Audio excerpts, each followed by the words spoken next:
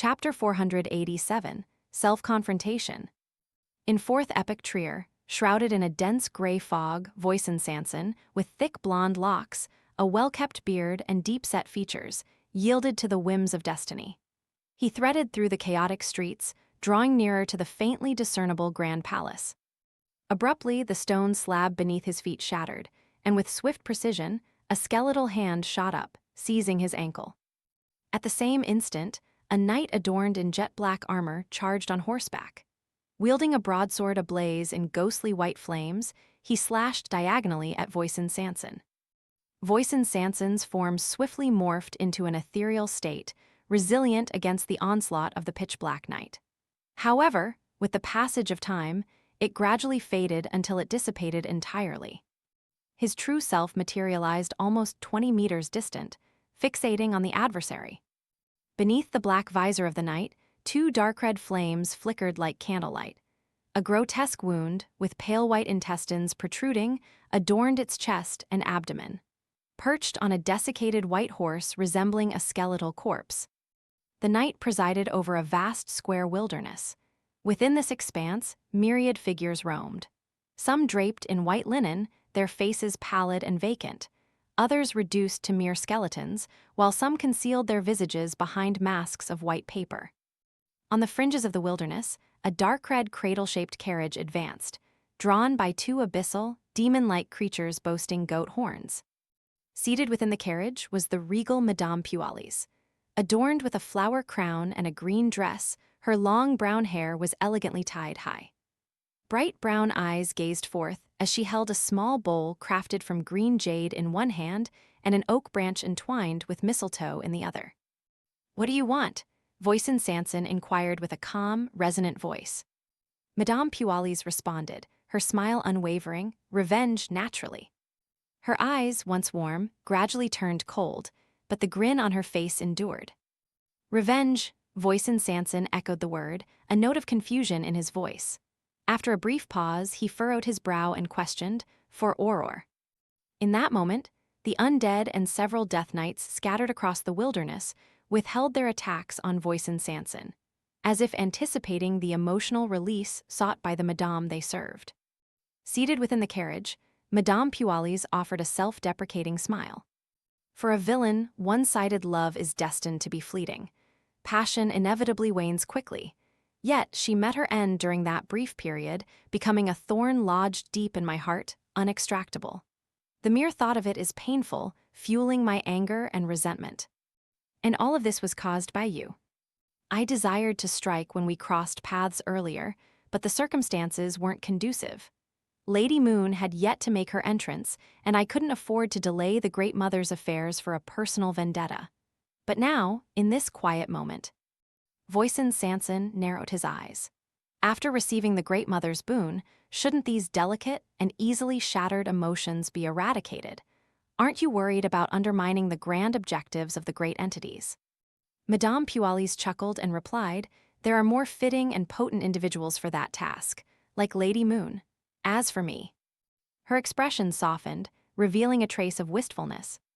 "In the past, I put my faith in the Great Mother to attain strength and break free from the constraints of the antiquated churches. I didn't have to concern myself with moral judgments or public opinion. No need to fear being attacked by some past victim at any moment, free to do as I pleased. Now, what I desire is vengeance." As Madame Pualis concluded her words, a pair of ethereal wings unfolded behind her, adorned with brown feathers of human size. "Ah!" A sharply discordant and anguished scream escaped her lips. The remaining glass in the nearby structures shattered. Voisin Sanson's mind reverberated, as if he could sense his spirit body wailing. In the rundown square, suspected to be the whereabouts of Crismona Knight Pillar, Lumion zeroed in on his feminine, mirror self. Only he comprehended the extent of the trouble he posed.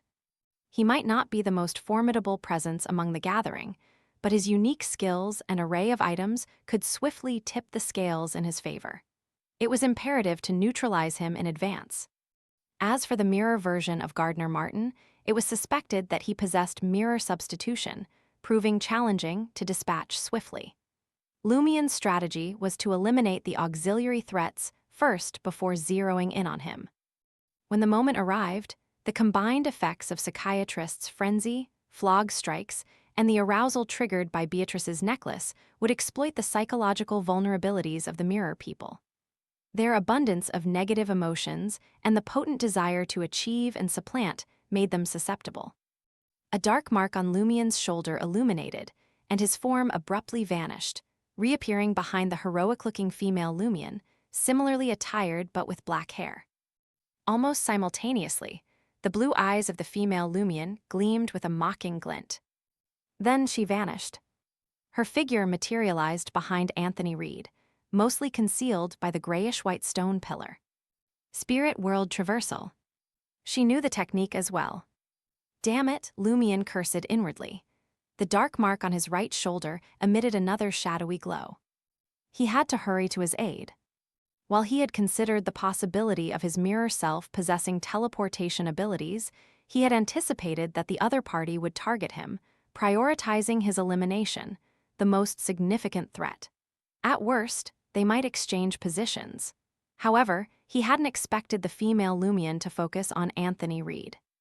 In that critical moment, Lumien pieced together the rationale. Primarily, the mirror person harbored an intense resentment toward the original counterpart, driven by a desire to supplant them. Given their profound psychological issues, these could be effectively countered by psychiatrists' frenzy and similar abilities.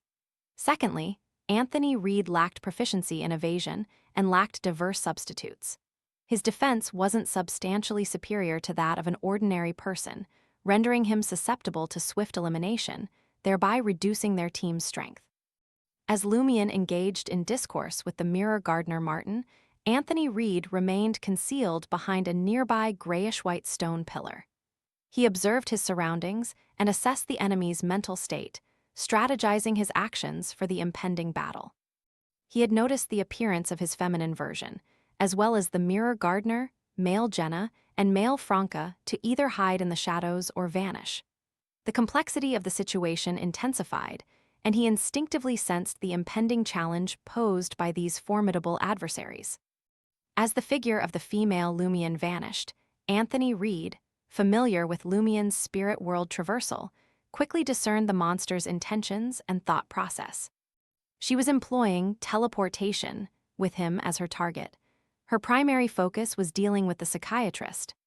As these realizations raced through his mind, Anthony didn't attempt to evade to either side. Given the proximity and his limited physical abilities, escaping the danger zone before female Lumien unleashed her subsequent onslaught was an impossibility. Instead, he opted for an offensive approach, intending to disrupt any forthcoming storm of attacks with his own strikes. Anthony forcibly twisted his body, his eyes widening in silent determination, a faint golden hue tinting his gaze. Then, he confronted the captivating and seemingly welcoming figure of female Lumien. The other party harumphed. Spell of harumph. Two beams of white light shot out from female Lumien's nostrils, striking Anthony. As the white beams reflected in Anthony's eyes, he made no attempt to dodge or evade. Instead, he invoked frenzy. With a thud, he crumpled to the ground, unconscious. Female Lumien's facial muscles contorted, and dark red blood vessels emerged beneath her skin, resembling tiny fire serpents coming to life. Her blue eyes radiated violence and madness, while crimson flames bordering on white emanated from her body. Lumien materialized beside her and the unconscious Anthony. Choosing not to employ the spell of harumph, he clenched his right hand, enveloped in almost blazing white flames, and delivered a punch to his mirror self's head. With a cracking sound, female Lumien's body shattered like a mirror. She, too, possessed mirror substitution. Upon witnessing this, Lumien cursed inwardly once more. Dogshit. Despite anticipating that these mirror people were closely related to mirrors and might have multiple mirror substitutions, thus opting for a flaming punch instead of the spell of harumph to conserve spirituality, the confirmation left him frustrated and angered. Only by facing it personally did he realize how repulsive abilities like mirror substitution and paper figurine substitutes were. Now, there were a total of 5 enemies with mirror substitution, 4 of them had even replicated their team's abilities. How could they possibly prevail in such a situation? In that moment, the flames dissipated from Lumien's fiery fist, precisely as expected, landing on Anthony Reed. The scalding pain abruptly snapped the psychiatrist out of his stupor. Reacting instinctively, he rolled to smother the flames. Suddenly, Mirror Gardener Martin's cold, smiling voice echoed from an unseen location.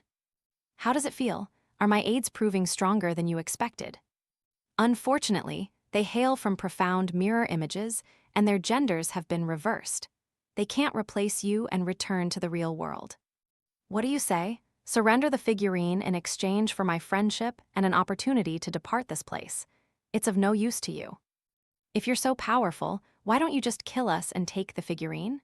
Are you wary of something? For example, Termabarose's escape. Or are you deliberately using such words to weaken our resistance and ensure your own safety to the greatest extent?